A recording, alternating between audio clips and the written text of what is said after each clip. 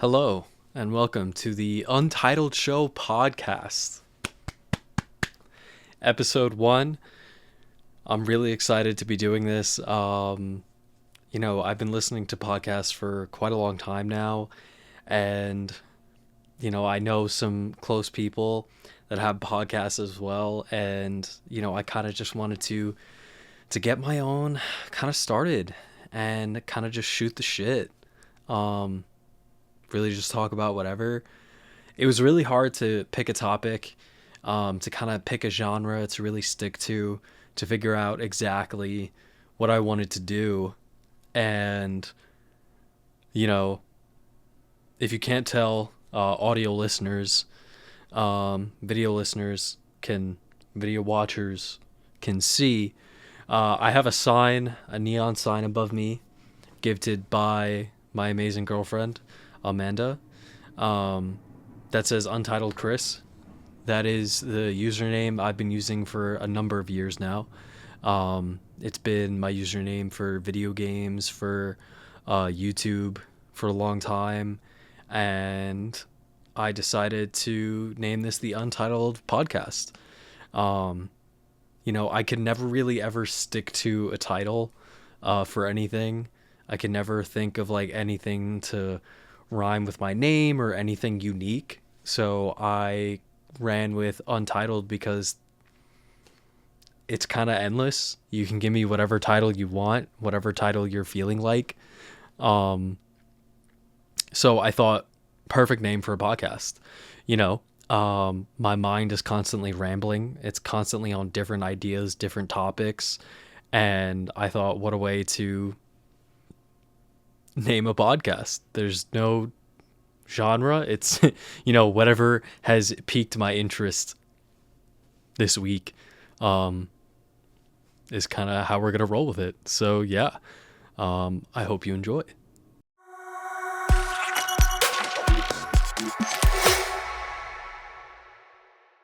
So first thing I want to talk about right off the rip is Interstellar. It's its 10-year anniversary. I just saw it recently with my family and my wonderful girlfriend, who gave me the Untitled sign as listed previously. And this has to be one of my favorite movies to watch. It's really long. Visually, it's amazing. The storytelling is fantastic. And I think just seeing it in the theaters again just brings another level to storytelling and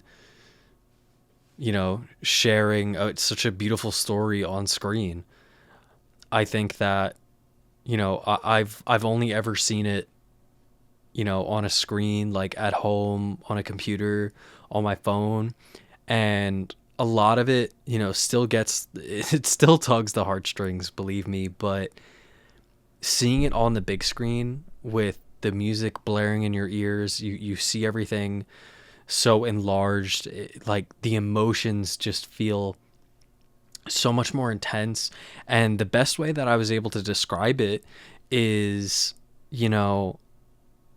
they make every single scene feel like the most impactful scene in the entire movie. You watch it on TV, you watch it at home, you watch it wherever, and you're like, wow, that was a great movie. It does not do it justice than seeing it in IMAX in the theaters. Now, I totally understand why Christopher Nolan makes his movies in IMAX. I mean, I've only seen a number of them in theaters. Actually, probably only one of them in theaters. I think I've only ever seen Dark Knight Rises in theaters in IMAX, and that was amazing. I mean, all his movies are fantastic, but to see that movie 10 years later in IMAX was one of the most amazing experiences I've had. I mean, that movie is just top to bottom amazing. It's fantastic. I mean, the sound, like you're hearing things that you didn't even realize were there in the first place. The little sounds in the background, the little rumbles, little this, little that. And Also, the importance of the spaces and the breaks, right? So when it's super quiet and you can't hear anything, and it's just the scene happening in front of you, really no background audio, no dialogue, it's just what you're watching.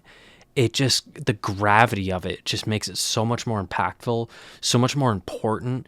You kind of just, you're in the moment of the movie. And I think that's what's so important about that. Really about it being in IMAX is just, it's those little moments, right? So it's again, you're watching it at home, and when you hit those silent parts, you know, you're not watching it with the sound blaring. You're not watching it on this massive screen. You know, you might be watching it on your TV. You might be watching it on your laptop, your computer, whatever it might be, and it's just not as crazy as seeing it and being in there, and it's just this quiet space, and everyone stops talking, everyone stops crinkling their bags, and you're watching the scene unfold, and it's just super impactful, super important. And I think that just, you know, speaks to a lot of other movies. You know, you watch a lot of other movies in IMAX, and you just feel the importance of it being there. You know, how a lot of people will complain like, oh, it's too loud, it's too bright, you know, this and that and the other thing. And I'm like, if you watch that movie again at home, it is nowhere, you're going to sit there and think, oh, this movie's not that great. But then go watch it in IMAX again. Watch how wonderful this is. You know, being able to experience the full, you know, aspect of the entire movie. It's just, it's unheard of. I mean, it's truly an art. And when these filmmakers use these crazy cameras, you know, you see videos of it. You could look up Christopher Nolan filming a movie, and he's got this big ass camera sitting on his shoulders. And you're like, why the fuck do you need such a large ass camera? But then you go watch the movie in IMAX, and you're like, shit, he might be cooking. He might be cooking. But I mean, it's truly something else, you know, to see a movie in IMAX, to see it really unfold in its true natural state. Especially when the filmmakers film in IMAX and then you go watch it in IMAX. Because that means they made it specifically for you to watch in that format. You know, a lot of other places, it's not formatted correctly. You know, you watch a movie on Netflix that was in theaters. There's a good chance that movie, especially a blockbuster movie, there's a very good chance that movie was filmed in IMAX or maybe some other very high resolution, and Netflix isn't supporting that. Netflix isn't, you know, showing it in its IMAX volume, in its IMAX resolution, or even its sound. So I think movie theaters are just super important. I mean, to see anything in IMAX, really, it's just, there's nothing like it. And I've seen more movies in the past year and a half than I have since, oh my God, I want to say like 2018, 2019 to present day. I mean, I think the last movie I saw in theaters before 2023-ish was probably like, it was either Infinity War or Endgame, one of the Avengers movies. I went and saw it with my dad, and then I just didn't go to the theaters. Even when they reopened and movies were coming out, I think I just got so comfortable with the idea of just sitting at home and watching movies on Netflix or Prime or Hulu or Max that I was like, why do I need to go to the theater again? I was one of those people that sat there and I was like, why do I have to listen to other people talk and chew loudly and, you know, act like they're sitting at home when, like, come on, we're watching a movie. Or like people that would bring their kids because they clearly couldn't have anyone else watch them while you went on a movie date, and they're like, what's this, what's that, what's going on, and they don't like say, oh, shh, be quiet, like people are watching a movie. So all the movies I've watched have been incredible. And I think I've just found this rejuvenated feeling of saying, like, holy shit, I love going to the theater now. I can't wait to go in there, grab a popcorn, grab a large soda, and just plow that thing down and, sip my soda until I have to piss myself by the end of the movie. I have to say, I really don't think that there's been one movie that I've left so far this year where I've been like, oh, that wasn't that great. Even if it was like good, I haven't left being like, oh, that was all right. I mean, every movie I've seen has just been so good. It's really, really good. Yeah, whatever drugs, whatever crack these producers, these companies, these filmmakers have been taking recently. I mean, holy shit. Keep it up. Y'all been making some fire ass movies recently. Oh man, it's been nuts. Let me talk on that for a second. Just the movie landscape period. I'm gonna tangent down a road. Let's talk about the fact that, especially after or during the pandemic, and even a little bit after, I think the big question mark on the movie industry was like, how are they going to move forward? I think everyone expected like AMC to kind of just go bankrupt after all that, or just to lose so much money that they started closing theaters. I want to say that they did. I don't know the validity of that off the top of my head, but a lot of expectations was like, okay, people are just going to make movies for streaming now.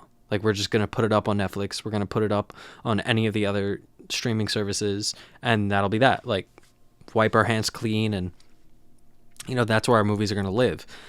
But it really wasn't until I started watching movies again in the theaters that I was like, wow, this is super important. Like, the movie theater, not movie theater industry. Actually, yeah, the movie theater industry, it's not going to go anywhere. I think the importance of it is that you get to experience this pure art form to its maximum capacity and just enjoy it. I mean, like, yeah, do I have to pay, for a $20 ticket or whatever it costs, depending on the day you go, to go see this movie, and then pay another, like, $20-$30 for like snacks and stuff? Fuck yeah, it's well worth it. I'm getting a meal that's not so great. Well, I take that back. It's great because when I'm eating it, I feel fantastic. I love having the popcorn and the drink. I think it's great. My girlfriend loves it too, so that's a plus. So it's like, we just love that vibe about it, grabbing a popcorn, grabbing a soda, going to the movies. But, after watching these movies, films, if you will, and like, you're not even thinking about the money after that. And I think that's a serious question to ask and to kind of talk about, is like, when you go to the movies, do you walk out of there, especially when you go see just a really good movie, do you walk out of there saying, oh, wow, yeah, I really spent like $40 total on seeing this movie, or I spent, X amount of dollars to go see this movie? Like, I don't think you do. I don't think a lot of people do. How many times do you walk out of the theater and people are talking about what they're going to do after, or, they're talking about what they just watched, or all these different things. I mean, you kind of get a glimpse into all these other people's worlds when you're walking out of the theater. Some people are quiet, some people are chit-chatting. You definitely know a movie is great when you walk out of the movie and everybody is talking about it. I think one of the prime examples of that had to be Longlegs, the horror movie that came out earlier this year, which I will rant and rave about to no avail. To no avail. Is that the phrase? Might be, might not be. Who cares? The best part about that movie for me was it was like old school horror, and I was not into horror for a long time. Hated it. I was one of those people where, like, if I watch a horror movie, I'm having a nightmare.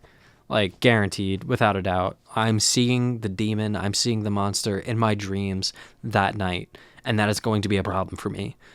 I never really saw any like classic horror movies as a kid. very minimal as I grew up. You know, I think between the ages of 0 and 18, 19, I probably saw like 5 horror movies in total. And yeah, I got put onto them. And as I've watched more and more, I've really just started to enjoy them more. And to go see Longlegs, I mean, my heart rate didn't drop below like 90 for maybe the last hour of the movie, give or take. I mean, that thing had me on the edge of my seat, bro. Edge of my damn seat. I couldn't look away. I couldn't think of a better way to spend my time than to be terrorized by that one movie. I mean, no like jump scares. Not that I remember. No big, crazy things going on. It was just pure horror storytelling, and in a very classic manner. And I think had I seen that at home, I would not have been as, not scared, but shitting my pants level of heart racing that I was in the theater. And when I say sitting on the edge of my seat, I mean, I went from sitting on the edge of my seat to being as far back leaned into my chair as humanly possible. I think I sunk down so far that my head was almost where my ass should have been. And yeah, I think just with that, it's super important to go see movies in the theater. I've been tangenting so far. I mean, that's probably just going to be where we're moving from here. I'm just kind of taking one thing and putting it into another. Speaking of horror movies, Nosferatu. There are probably multiple people who can attest to the fact that I have not stopped talking about this movie for the last like 2, maybe 3 weeks. I mean, you can, any of you listening, watching, can go watch the trailer and come back to me and tell me that you don't want to run to the theater and go watch that movie. Classic story, Nosferatu. I mean, they've been making those movies since they were only able to be filmed in black and white years ago. So many different iterations. And star-studded cast, first of all. Right off the bat, we got Nicholas Hoult, Aaron Taylor Johnson, Lily Rose Depp, Willem Dafoe. I want to say Skarsgård is in it. I can't remember which one it was. I think that's the one that plays Nosferatu as well, is one of the Skarsgårds. But, just the crazy talent is going to be involved. Just classic black and white. And the trailer alone makes my heart race a little bit, but in a way that makes me feel like I cannot wait to get my popcorn, to get my crazy ass drink combination from the Coke machine, sit down in that comfortable ass recliner chair, and have my heart rate be at a disgustingly high level for a long period of time, and for my head to be touching the seat, because I know I will walk out of that theater and say, wow, that was amazing. That's what I'm going to say. Hold me to it. I'm going to see that movie. I'm going to get up, walk my ass out, and say, wow, that was phenomenal. That was pure piece of art right there. It's just what it's going to be. I'm very excited for it. I'm really excited for the state of movies as it is right now. It's just been banger after banger after banger. I can go through the list. Twisters, Wicked, Longlegs, Trap was really good. I feel like Trap was underrated. Oh my god, what else did I see? I saw so many movies. There was a point where I saw like a movie a week. Why am I drawing a blank? I saw so many movies. Huh. Those are just the top of my list right now. I mentioned long legs. I got long legs. I do have long legs. This is gonna trouble me for some time now, until I can remember. Anyways, moving along. Moving right along. What are the Muppets up to nowadays? Anyone recall that? I'm gonna stick with the movie theme here. You know, remember the Muppets? The classic Muppets movie. We're not talking about the new shit. We're talking about the old classic Muppets movie. Right? We're talking about the one where they were watching the movie of themselves. I think it was literally called just the Muppets movie. But it was like, it starts off where they're in the movie studio and they're going to watch like the premiere of the Muppet movie, and then the Muppet movie plays out. So it's kind of just like, we're here and we're watching what we did back here, and then just moving forward. And it's kind of just, we're going. And that movie was so good. I might watch it after I finish recording this. I have to find it. I have to figure out where that is and watch that again. This is so good. Classic Muppet movie. Just funny. The cameos were great, even though I don't know like half the people in that movie. They're like super old now. But I don't know, like, if I think about classic Muppet movies, I think about that one, Muppets Take Manhattan,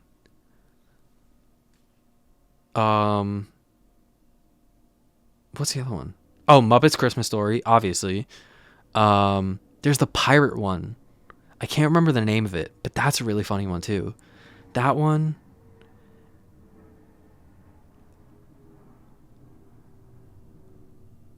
I'll throw in the newer one for shits and giggles. I want to say it was like 2012.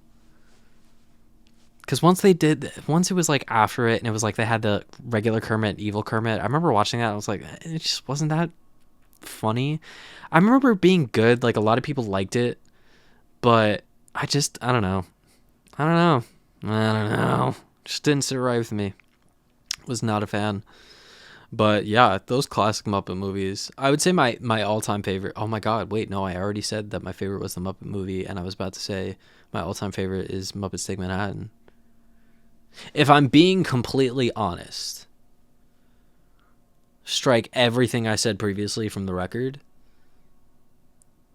Muppets Take Manhattan, all-time Muppet movie. All-time. Mostly because we had it on DVD, and it was like a silver disc, and it had like the silhouette of like the New York skyline and like the Muppets on the bottom. And I always loved that. And it was one of those things where it was like, if I was ever bored and at home, and especially if it was a sick day, I'd just pop that thing into the DVD player and just watch it. I'd watch it 3 times. I'd have soup if I was sick, have a nice little bowl of soup, and just watch the Muppets movie again. I'd be laughing my ass off, especially in the part where they're babies and they're like falling around. I like that part. Yeah, that whole movie is fantastic. Love it. Great. What are the Muppets up to nowadays? Hope Kermit's chilling. He's probably still getting chased by Piggy. Miss Piggy. What I really want to know is how the dog is doing. I want to say the dog's name was Rolf.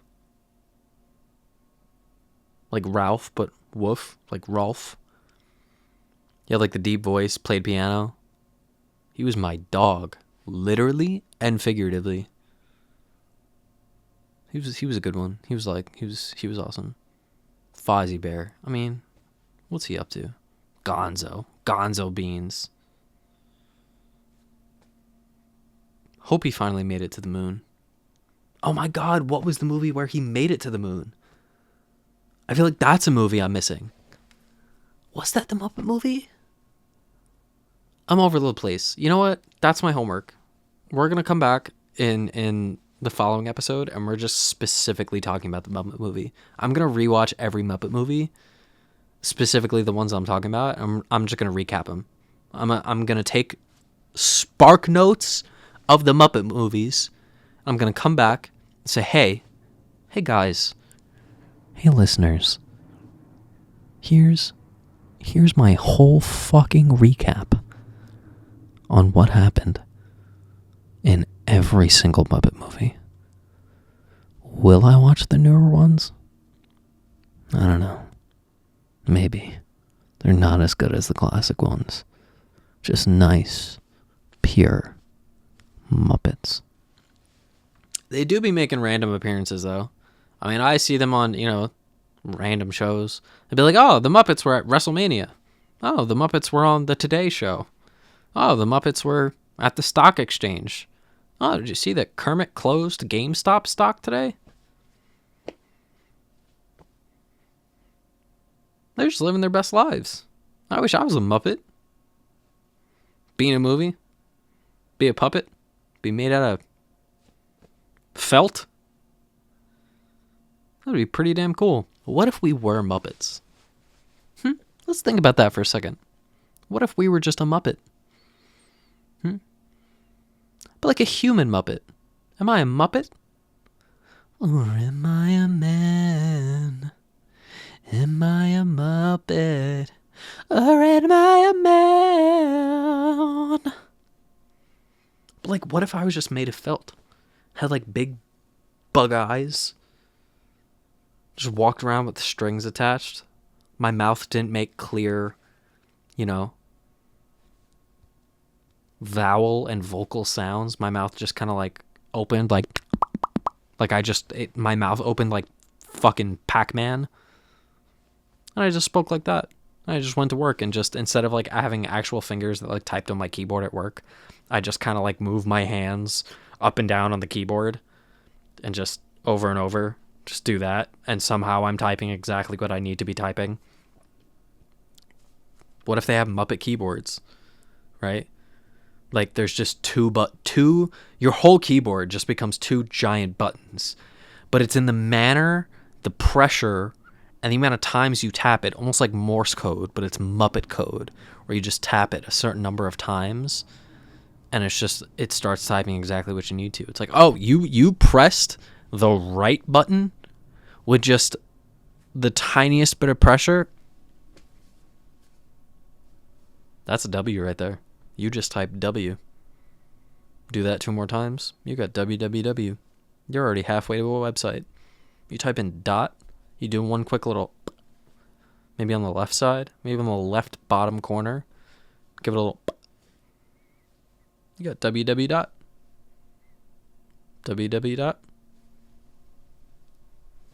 Muppet.com. Boom. Talk to me, inventors. Talk to me. We're going to make a Muppet keyboard. Simple as that. All right, ladies and gentlemen. I've meandered in my thought process enough. That's what I've been into this week.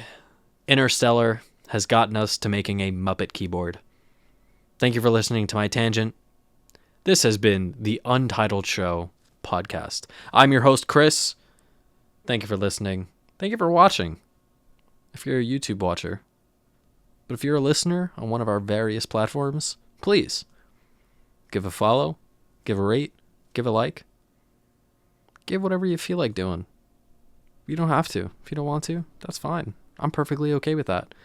If you did enjoy, please follow for updates and more. And stay tuned, because next week, I may or may not be talking about the Muppets movie. It depends on what happens in the next 12 hours. It's probably going to take a lot longer. It might take me like 3 days to watch all these Muppet movies. Anyways, thank you for watching the Untitled Show podcast. I've been your host, Chris. Have a wonderful night.